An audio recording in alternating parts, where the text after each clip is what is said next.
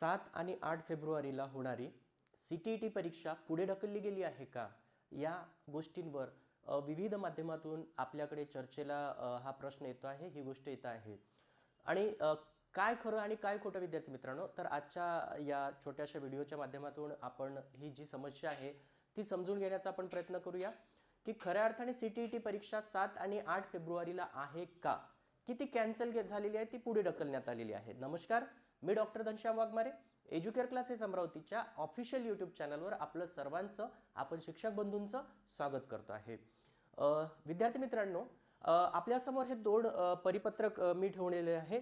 एक परिपत्रक आहे ज्याच्यावर तुम्हाला असं दिसतो आहे की हा जो पत्र आहे हा संपूर्ण सोशल मीडियावर आपल्याला फिरताना दिसतोय की CTET परीक्षा 7 आणि 8 फेब्रुवारीच्या ऐवजी 14 फेब्रुवारीला होणार आहेत, असं आपल्याला सोशल मीडियावर एक मेसेज दिसतो आहे.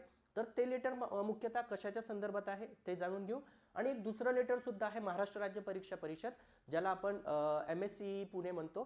तर त्याच्याशी संदर्भातले ज्या ओरिजिनल गोष्टी आहेत, ज्या खऱ्या अर्थाने असलेल्या ज्या गोष्टी आहेत त्या आपण समजून घेण्याचा प्रयत्न करूया.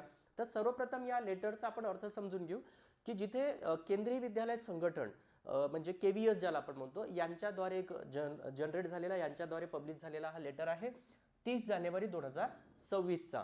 यामध्ये एक लक्षात घ्या विद्यार्थी मित्रांनो, विषय काय दिलेला आहे की शिक्षक पात्रता परीक्षा के 21वें संस्करण के संदर्भ में, म्हणजे जी आता फेब्रुवारी महिन्यामध्ये 7 आणि 8 तारखेला होणारी जी परीक्षा आहे याच्या संदर्भात दिलेली हे लेटर आहे KVS द्वारे.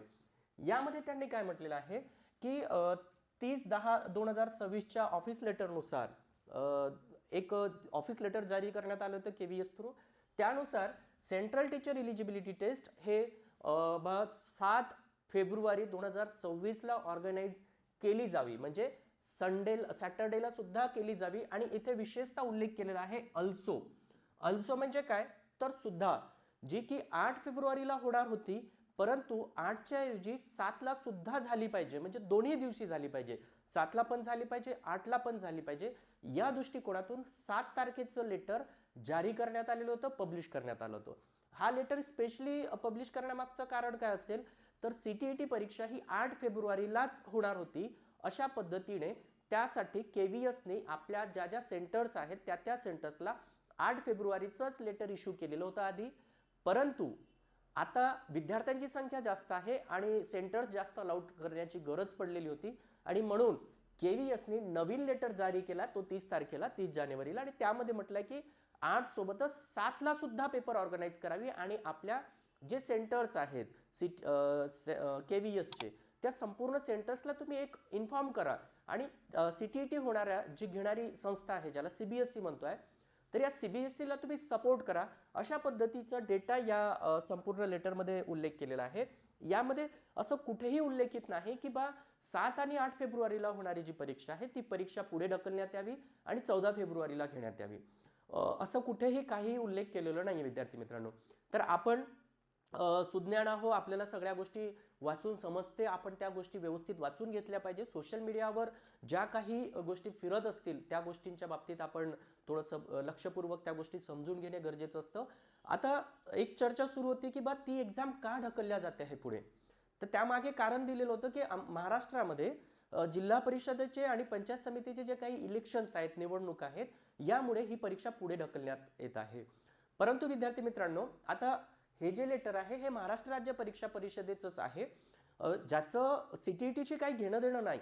परंतु एक घेणं देणं आहे, ते म्हणजे की केंद्रप्रमुख परीक्षा ही महाराष्ट्र राज्य परीक्षा परिषद ऑर्गनाइज करत होती. आणि आपल्याला माहिती आहे की महाराष्ट्रामध्ये ज्या निवडणुका होत्या जिल्हा परिषदेच्या, त्या 3 आणि 4 फेब्रुवारीला म्हणजे घेण्यात येणार होत्या.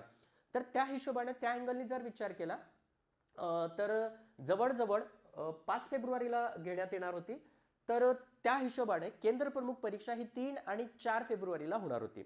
परंतु आता आपल्याला माहिती आहे की महाराष्ट्रातले जे काही निवडणुका आहेत त्या 7 फेब्रुवारीला पुढे ढकलण्यात आलेल्या आहे. म्हणजे एक्झॅक्टली केंद्र प्रमुख परीक्षा वाचली तर आता CTET वर ते गदा आलेली आहे. परंतु आपल्याला माहिती असेल तर इथे ज्या पद्धतीने केंद्र प्रमुख पदासाठी ज्या विद्यार्थ्यांनी, ज्या शिक्षकांनी ऍप्लिकेशन केलेले होते, त्या शिक्षकांना त्या निवडणुकीमधून सूट मिळावी किंवा त्या प्रशिक्षणामधून सूट मिळावी, याकरिता ऑफिशियली महाराष्ट्र राज्य परीक्षा परिषद यांनी हा लेटर इश्यू केलेला होता 27 जानेवारी 2026ला.